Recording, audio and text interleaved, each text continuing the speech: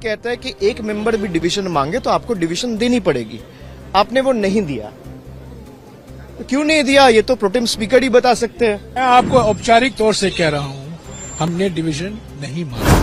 Rule says if any member of the house asks for division, the protem speaker in this case has to allow for a division.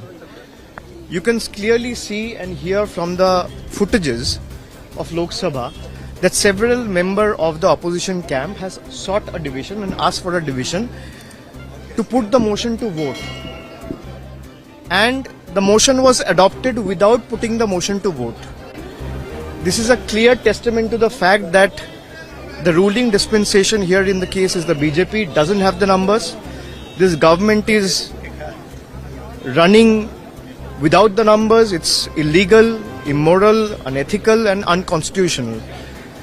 And people of the country has already shown them the door. It's just a matter of time before they're shown the door again. मजबूती से division मांगना चाहिए था, उसमें नाकाम। भैया मजबूती का बात नहीं है। नियम कहता है कि 500 लोगों के अंदर एक आदमी भी अगर डिवीजन मांगे तो आपको डिवीजन देनी पड़ती है।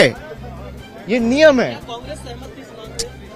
भाई कांग्रेस से भी मांगे, बहुत सारे पॉलिटिकल पार्टीज है, बहुत सारे पॉलिटिकल पार्टी से मांगेंगे। आप मुझे प्रश्न कर रहे हैं, प्रश्न करने से पहले लोकसभा का फुटेज एक बार देख लीजिए। और रूल्स ये कहता है कि एक मेंबर भी डिवीजन मांगे तो आपको डिवीजन देनी पड़ेगी। आपने वो नहीं दिया, तो क्यों नहीं दिया ये तो प्रोटेम स्पीकर ही बता सकते हैं। जो चेयर पे बैठे थे वो बता सकते हैं। But this is against the rule, this is immoral, this is unethical and this is unconstitutional. Sir, हमने कहा कि हम डिवीजन मांग कर सकते थे, पर हमने नहीं किया क्योंकि हम चाहते थे कि एक आम सहमति बने, एक माहौल बने।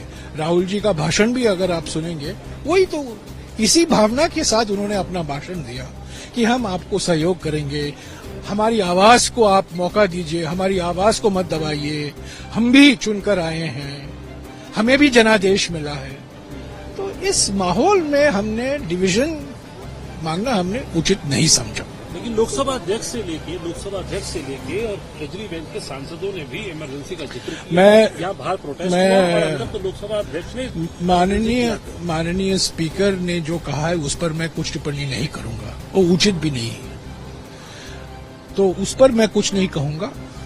हम स्पीकर का बड़ा सम्मान करते हैं, स्पीकर के पद की गरिमा होती है, उसको भी सम्मान करते हैं और व्यक्ति को भी सम्मान करते हैं।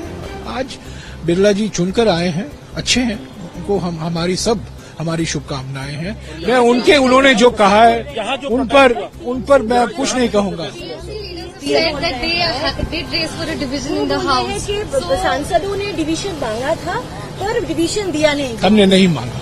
आप लोगों ने। मैं आपको औपचारिक तौर से कह रहा हूं, हमने डिवीजन नहीं मांगा। हमने उचित समझा कि पहले दिन एक आम सहमति बने, एक आम सहमति का माहौल बने, एक रचनात्मक